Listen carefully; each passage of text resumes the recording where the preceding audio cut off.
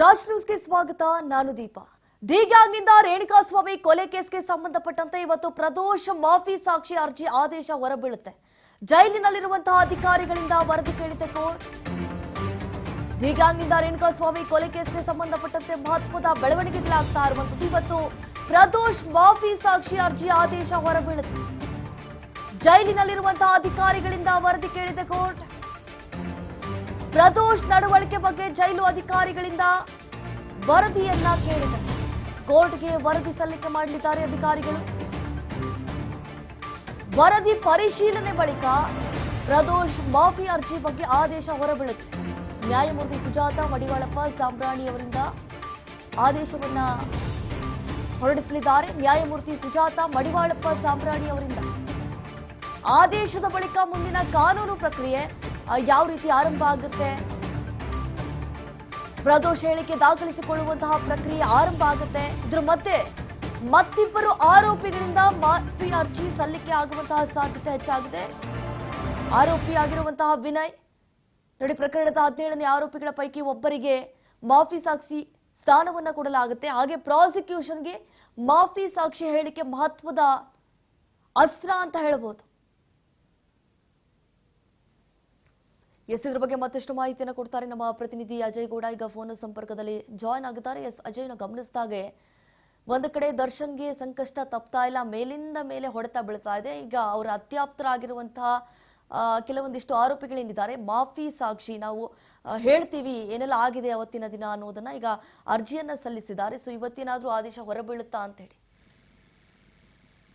ಖಂಡಿತ ದೀಪ, ಅಂದ್ರೆ ರೇಣುಕಾಸ್ವಾಮಿ ಭೀಕರ ಕೊಲೆ ಪ್ರಕರಣಕ್ಕೆ ಸಂಬಂಧಪಟ್ಟಂತೆ ಪ್ರಮುಖ ಆರೋಪಿ ಅಂದ್ರೆ ಈ ಒಂದು ಪ್ರಕರಣದಲ್ಲಿ 14ನೇ ಆರೋಪಿ ಆಗಿದ್ದಂತ ಪ್ರದೋಷ್ ಏನಿದ್ದಾನೆ, ಆತ ಮಾಫಿ ಸಾಕ್ಷಿ ಆಗ್ತಿದೆ ಅಂತ ಹೇಳಿ ಹಿಂದೆ ಕೂಡ ಅರ್ಜಿಯನ್ನು ಕೂಡ ಸಲ್ಲಿಸಿದ್ದ.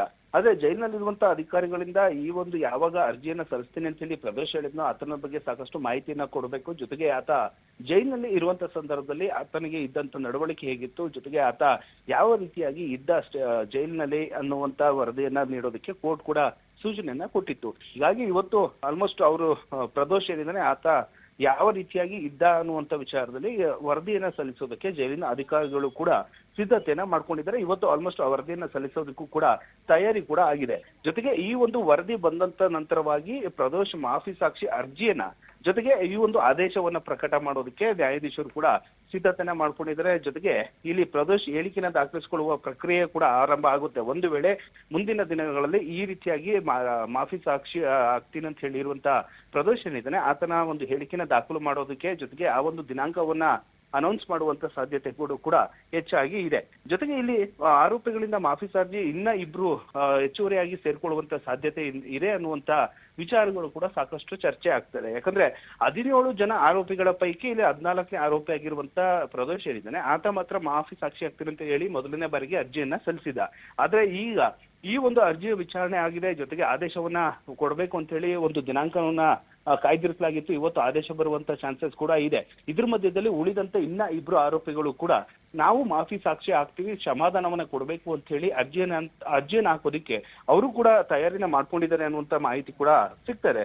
ಒಂದು ಕಡೆ ಇಲ್ಲಿ ನ್ಯಾಯಾಧೀಶರು ಕೂಡ ಹೇಳಿದ್ದಾರೆ, ಅಂದ್ರೆ ಈ ಒಂದು ಪ್ರಕರಣದಲ್ಲಿ 17 ಆರೋಪಿಗಳ ಪೈಕಿ ಒಬ್ಬರಿಗೆ ಮಾತ್ರ ಒಂದು ಮಾಫಿ ಸಾಕ್ಷಿಯನ್ನ ಸ್ಥಾನವನ್ನ ಕೊಡ್ತೀವಿ ಅಂತ ಹೇಳಿ ಚರ್ಚೆ ಕೂಡ ಆಗಿದೆ. ಅದೇ ರೀತಿಯಾಗಿ ಈ ಒಂದು ಮಾಫಿ ಸಾಕ್ಷಿ ಏನಿದೆ ಇವು 17 ಜನ ಪೈಕಿ ಒಬ್ರು ಯಾರಾದ್ರೂ ಕೂಡ ಅರ್ಜಿಯನ್ನ ಹಾಕ್ತಂತ ಸಂದರ್ಭದಲ್ಲಿ ನ್ಯಾಯಾಧೀಶರು ಕೂಡ ಓಕೆ ಅಂದ್ರೆ ಆ ಒಂದು ಸಂದರ್ಭದಲ್ಲಿ ದಿನಾಂಕ ಅನೌನ್ಸ್ ಆಗುತ್ತೆ. ಆಲ್ಮೋಸ್ಟ್ ಇವತ್ತು ಆದೇಶ ಹೊರ ಬೀಳುವಂತ ಸಾಧ್ಯತೆ ಇದೆ. ಯಾವ ಡೇಟ್ಗೆ ಒಂದು ಅರ್ಜಿಯ ಹಾಕಿದಂತ ವ್ಯಕ್ತಿಗಳು ಏನಿದ್ದಾರೆ ಮಾಫಿ ಸಾಕ್ಷಿಗಾಗಿ ಅವರ ಹೇಳಿಕೆಯನ್ನ ದಾಖಲಿಸಿಕೊಳ್ಳೋದಕ್ಕೆ ಮುಂದಾಗ್ತಾರೆ. ಹೀಗಾಗಿ ಪ್ರಾಸಿಕ್ಯೂಷನ್ಗೂ ಕೂಡ ಈ ಒಂದು ಮಾಫಿ ಸಾಕ್ಷಿ ಹೇಳಿಕೆ ಏನಿದೆ ಇದು ಸಾಕಷ್ಟು ಅವ್ರಿಗೂ ಅಸ್ತ್ರ ಆಗ್ತಾ ಇದೆ. ಯಾವ ರೀತಿಯಾಗಿ ಈ ಒಂದು ಪ್ರಕರಣದಲ್ಲಿ ಪ್ರದೋಷ್ ಸೇರಿದಂತೆ ಉಳಿದ ಆರೋಪಿಗಳು ಪಾತ್ರವನ್ನ ವಹಿಸಿದ್ರು, ಯಾರು ಕೊಲೆಯಲ್ಲಿ ಪ್ರಮುಖವಾಗಿ ಇದ್ರು, ಕಿಡ್ನಾಪ್ ಮಾಡಿದಂತ ವ್ಯಕ್ತಿಗಳು ಯಾರು, ಜೊತೆಗೆ ಬೇರೆಯವ್ರನ್ನ ಕರೆಸಿ ಹಣದ ಆಮಿಷವನ್ನ ಕೊಟ್ಟು ಸರೆಂಡರ್ ಮಾಡೋದಕ್ಕೆ ಮುಂದಾಗಿದ್ರು.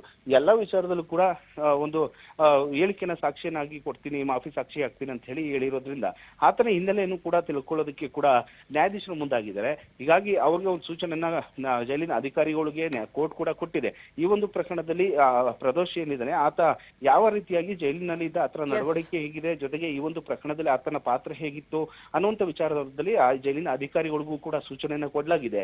ಹೀಗಾಗಿ ಇವತ್ತು ಯಾವ ಆದೇಶ ಬರುತ್ತೆ, ಒಂದು ವೇಳೆ ಮಾಫಿ ಸಾಕ್ಷಿ ಆಗೋದಕ್ಕೆ ಏನಾದ್ರು ಕೋರ್ಟ್ ಕೂಡ ಓಕೆ ಆಯ್ತು ಅಂದ್ರೆ ಮುಂದಿನ ದಿನಗಳಲ್ಲಿ ಕಾನೂನಾತ್ಮಕವಾಗಿ ಯಾವ ರೀತಿಯಾಗಿ ಹೇಳಿಕೆ ದಾಖಲಿಸ್ಕೋಬೇಕು ಅನ್ನೋದನ್ನ ಪ್ರಕ್ರಿಯೆ ಕೂಡ ಆರಂಭ ಆಗುತ್ತೆ.